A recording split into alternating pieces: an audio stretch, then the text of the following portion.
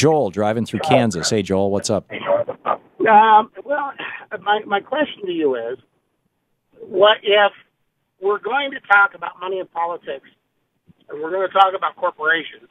Are we not going to talk about SEIU, George Soros, Warren Buffett, those individuals as well, and numerous other billionaires on the left that also contribute? Sure.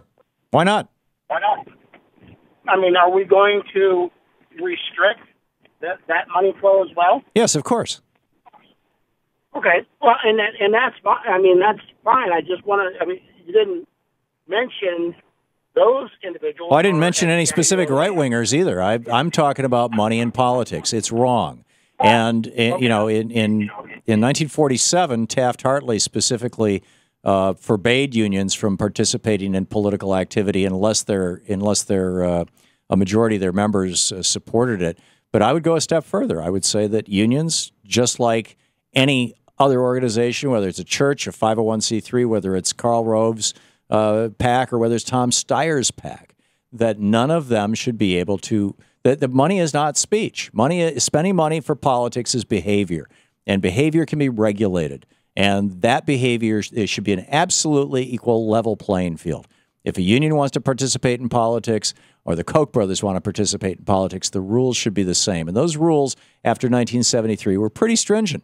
There were only particular, very specific ways that you could insert money into a political campaign, and it had to be highly transparent. And that has been devastated by the U.S. Supreme Court. And frankly, I believe, Joel, that if these rules were put into place, that it would actually benefit the unions. Now, I know that there are people in the union movement who strongly disagree with me on this. And in fact, there were a couple of Democratic senators and members of the House of Representatives who recently introduced an amendment to the U.S. Constitution that would say that the right to spend money on politics is not a free speech right, at least for-profit corporations. And my response to them, and in one case, I actually met with the legislative director of one of these senators and said, I think you're wrong. I don't think that you should limit this to for-profit corporations. And, one of the most politically active non-for-profit corporations, the two largest, one handling over $300 million, the other handling over $500 million, are run by Karl Rove and David Koch and Charles Koch. But so you want to exempt nonprofits, you'll just see all the corruption move over to the nonprofit side. And the other big player are in aggregate, the unions are probably spending money that's at a level similar to that. But where, in my opinion, this would work to the benefit of a union is that if you level that playing field and said, that's it, no more institutional involvement in politics. Institutions, whether they're unions, whether they're churches, whether they are corporations, do not have a First Amendment right to involve themselves in politics. If we were to go back before the 1977 Boston versus Bellotti decision that basically said, A, money is speech, and B, corporations can participate in that. And this was heavily pushed by Lewis Powell, by the way. If we went back to that, then frankly, I think that works to the benefit of unions because unions are democracies. Corporations are not democracies. Corporations are kingdoms. So if the CEO of a corporation, say the CEO of AT&T pushes out an email to all 70,000 employees they have or however many they have in the United States saying, you really should vote for Mitt Romney this time around. People will look at that and go, yeah, maybe yes, maybe no. I don't care. It's like, I'm not going to do it just because he said so. On the other hand, if a union says to its membership, who should we as a union endorse? And more than 51% of the members say, oh, you should endorse Mitt Romney. Then that union is, there's shoe leather there. They can say, okay, go out and call people, do things that don't involve cash. And because it's a democracy, it's a membership organization. Any membership organization can enlist its members.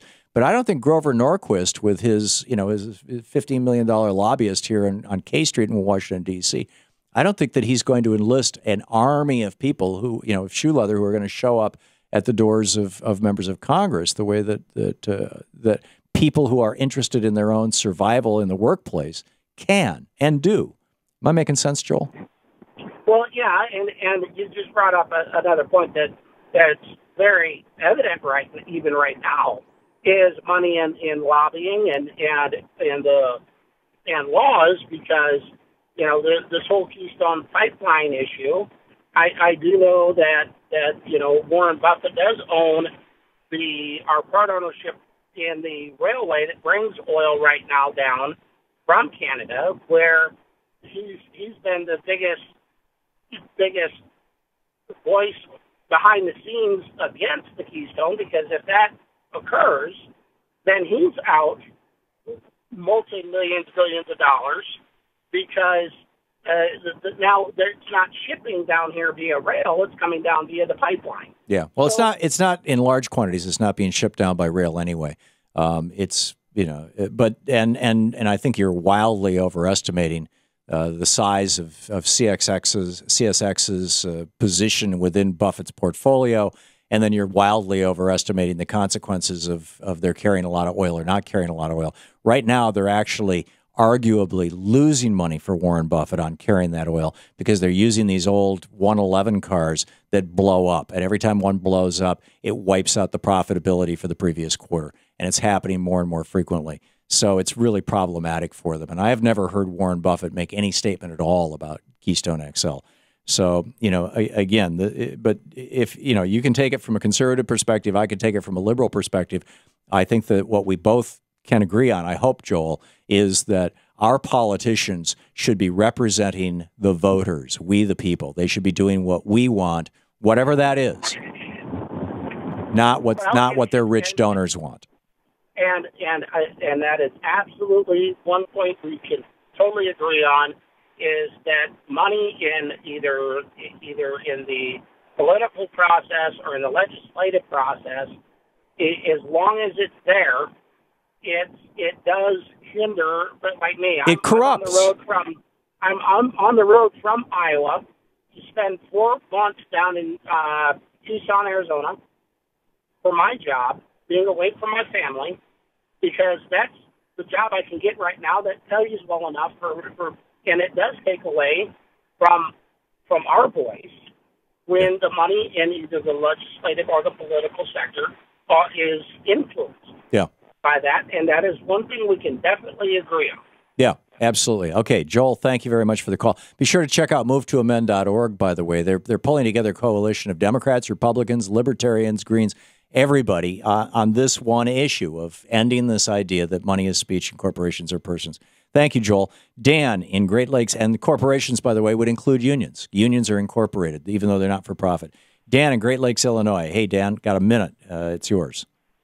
Hi, Tom. God bless you for the work that you do, Tom. Thank you. It's not until the citizenry is brought to its knees, in my opinion, that we will begin to see that they have bamboozled us. As long as there are Gucci bags, Coach bags, tablets, Androids, and automobiles that we can get on payments to pretend that we somehow have something in common with billionaires, it's not going to change. There's far many more of us than there is of them.